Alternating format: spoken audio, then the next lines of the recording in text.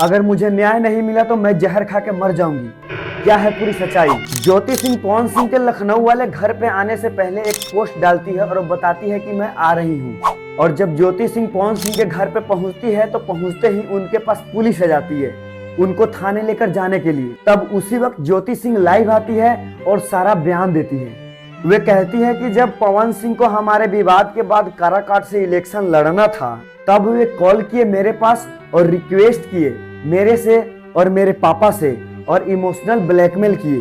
उसके बाद मैं और मेरी फैमिली पवन जी के कैंपेन में पूरी तरह से पवन जी का प्रसार किया। उसके बाद में मैं 20 दिन उसके साथ भी रही। उसके बाद दूसरी लड़की को लेके होटल गए। तब मेरे सामने ही लड़कियों को होटल लेके जाते थे। फिर ये सब देखकर मैं मायके चली गई क्योंकि कोई भी लड़की और कोई भी औरत ये चीज बर्दाश्त नहीं कर सकती है। उसके बाद फैंस का डिमांड बढ़ने लगा, कमेंट पे कमेंट आने लगा कि भाभी आप पवन भैया के साथ ही रहे उनके घर में। तो मैं फैंस के डिमांड पे पवन जी के घर जाने के लिए सोची और वो जाने से पहले पवन जी को एक पोस्ट डालकर वो बताती भी है। उसके बाद वो पवन जी के लखनऊ वाले घर पे चली जाती है। उसके बाद वहाँ के और नहीं तो भैया जो SHO है वो हमको धमकी दे रहे हैं कि झूठ मूठ के आपके नाम पे FIR काट देंगे। SHO साहब से उनको एक धमकी आता है कि आप पे FIR हो जाएगा। उसके बाद कुछ पुलिस वाले आते हैं उनको थाने लेकर जाने के लिए। तब ज्योति सिंह पुलिस वाले से पूछती है कि आप मुझे किस जुर्म में लेकर जाना चाहते हैं, क्या है रीजन?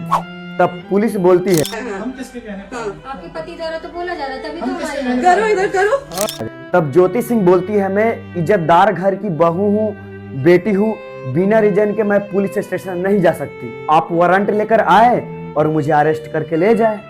और वे कह रही हैं ये मेरे पति का घर है और यहाँ से मुझे कोई नहीं निकाल सकता है। वो रोती है, कलपती है और कहती है अगर आप लोग ऐसे लोगों को समाज में सेवा करने का मौका देते हैं तो ना आपकी बेटी सुरक्षित रहेगी ना आपकी बहन। जो इंसान अपने फैमिली का, अपने परिवार का, अपनी पत्नी का नहीं हुआ वो किसका होगा? ये सारा लाइव आकर बोलती है।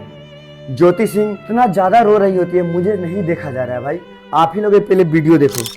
बहुत सारी चीजें हम आज भी छुपा के रखे, हम नहीं लाते हैं वीडियो में क्योंकि मेरा पति है वो। लेकिन नहीं, आप नहीं, वो पति आज हमको थाने में भेज रहे हैं, पुलिस भेज रहे हैं उनके घर में आने के लिए। एक बार नहीं 10-10 बार भेजे। अब नहीं आएंगे आप लोग तो फिर मर जाने के बाद से कैंडल लेके मत निकलिएगा आप लोग बेटी के नाम पे। दोस्तों आइए हम पवन भैया के पोस्ट पढ़ते हैं कि उन्होंने पोस्ट में आखिर लिखा क्या है। मैं अपने जीवन में एक ही बात जानता हूं कि जनता मेरे लिए भगवान है। ज्योति सिंह जी, पहली बात, क्या यह सच नहीं है कि कल सुबह आप मेरे सोसाइटी में आई तो मैंने सम्मान पूर्वक आपको अपने घर पे बुलाया और करीब 1.5 घंटे हम लोग वार्तालाप किए।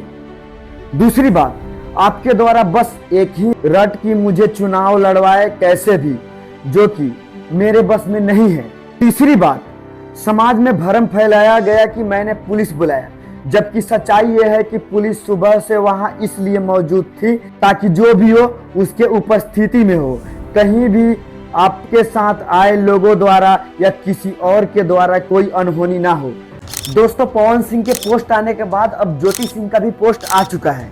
आदरणीय पति देव श्री पवन सिंह जी, क्या सच है और क्या झूठ, यह हमारी देवतुल्य जनता को भी जानने का अधिकार है। हम सही हो या आप सही हो, कल हम मिलकर मीडिया के सामने बैठते हैं। आप भी बैठिए और मैं भी बैठूंगी क्योंकि अब 4 दीवारी के अंदर की बात नहीं रह गई है। मैं जानती हूं कि मैं अपनी बात सिद्ध कर सकती हूं। यदि आप भी ऐसा कर सकते हैं तो हमारे देवतुल्य जनता के सामने आइए और खुलकर बात कीजिए। जहां तक चुनाव का प्रश्न है, यदि आप मुझे जीवन भर के लिए पत्नी के रूप में स्वीकृत करते हैं तो मैं चुनाव नहीं लड़ूंगी क्योंकि हम सत्ता के लिए आपको इस्तेमाल करने में विश्वास नहीं रखते हैं। और जहां तक आपने 1.5 घंटे बैठने की बात कही है तो आपके फ्लैट में मेरे आने और वहां से जाने की सारी CCTV फुटेज उपलब्ध है। मैं आशा करती हूं कि यदि आप सच है तो हमारी देवतुल्य जनता के सामने मेरे साथ बैठेंगे आपकी पत्नी ज्योति। अगला आने वाला अपडेट जो कुछ भी खबर होगा सबसे पहले हम आपके पास लेके आएंगे। तब तक के लिए धन्यवाद। अगर आपको वीडियो अच्छा लगा है तो लाइक करें, चैनल को सब्सक्राइब करें और बेल आइकन को दबाना ना भूलें। जय हिंद, जय भारत।